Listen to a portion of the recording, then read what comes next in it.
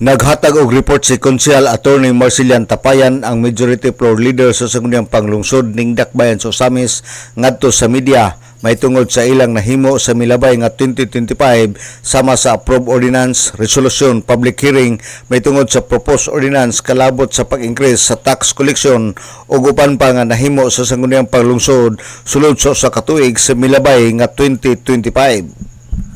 Usa nga gipadayag ni Konsyal Tapayan ang may tungod sa baguhay pa lang na-approve nga tax ordinance. Ang maong ordinansa ang miagi kini og sunod-sunod nga mga public hearing ug misangko pa kini sa daghang debate tungod sa pagsupak sa mga negosyante mahitungod sa gipropose niini nga increase. Apan ang maong debate miani usab og panagsinabtanay og adunay increase nga 0.75% gikan sa previous nga tax ordinance o karong adlaw Pizza City ning bulan sa Enero 2026 sugdan ang pag-renew sa mga business permit sa mga negosyante ug apil na niini ang increase nga 0.75% nga adto kini ipahigayon sa City Gymnasium ang one-stop shop.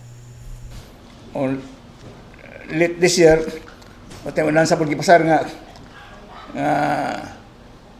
katong atong increase tong taxes, no? Ingis po ang unang Galvez fees, bampa na ang atong revenue code 2013 pa, more than 13 years ago gihimo niya, wala ma-upgrade ba, outdated na, antiquated na.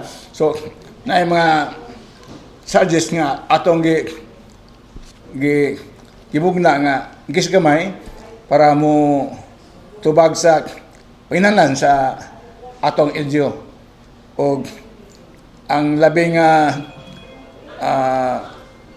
bloody kayo nga increase dito sa retailers tax, no?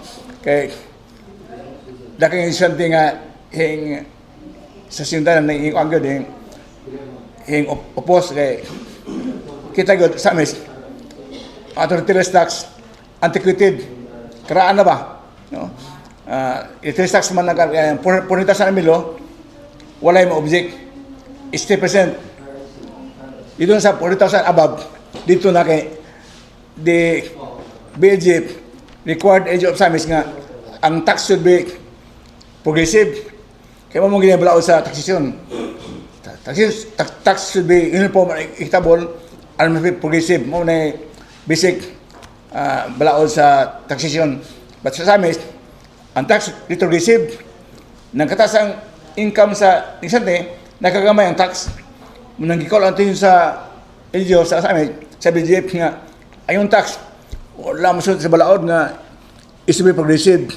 So gi-isudya tong city treasurers sa atong mayor, so tuman ang balaod ang isa man ang balaod tumanon o sa atong balaod naingon nga it is allowed to increase up to 1.5%